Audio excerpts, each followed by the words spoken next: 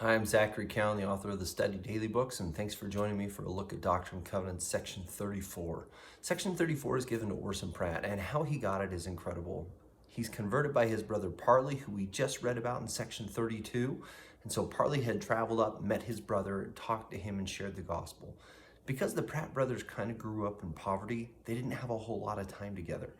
In fact, when Orson is 11, he's sent off to room and board and work with somebody else. By the time from 11 until 19, Orson Pratt didn't live at home. He lived with other people working with them.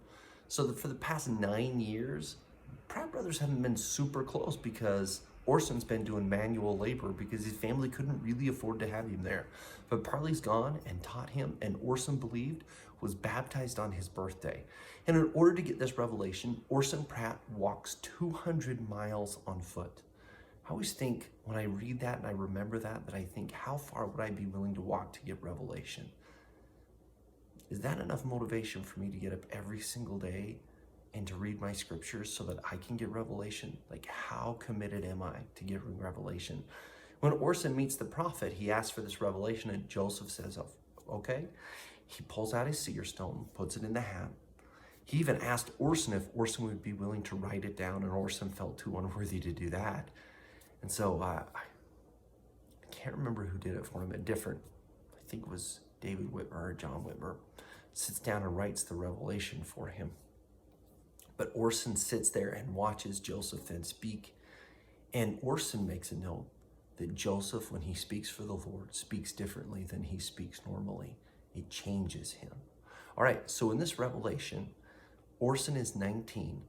And the most incredible thing is, he's been a member of the church for 6 weeks, and the Lord calls him in verse 5 to go on a mission. Great, you're blessed for accepting the gospel. Now that you have it, go teach it to others. This is what the Lord expects. When you get the gospel, you believe it, you've received blessings of it, go help other people get this message.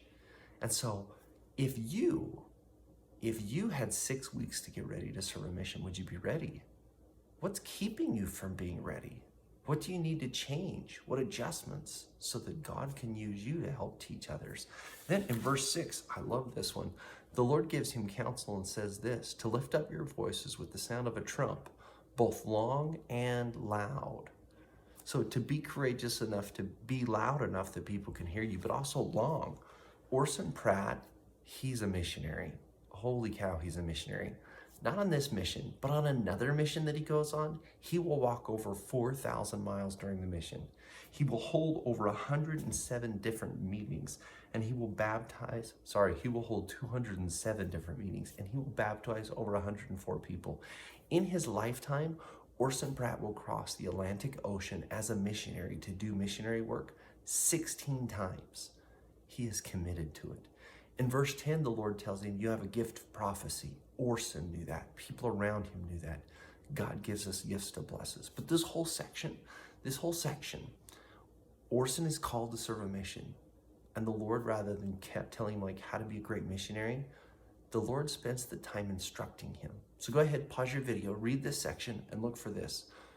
What did the Savior Jesus Christ want Orson Pratt to know about him, Jesus Christ, before Orson would go out and spend his whole days and years telling other people about the Savior? What is it Jesus wants Orson to know so Orson can teach others about Jesus Christ?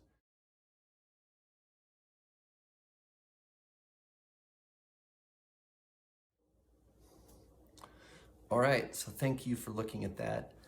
What is it then that Jesus Christ wants you to know about him before you're expected to go out to teach others? What does he want you to know and understand so that you can go and share it with others? Thanks for studying. We'll see you next time for Doctrine and Covenants, Section 35.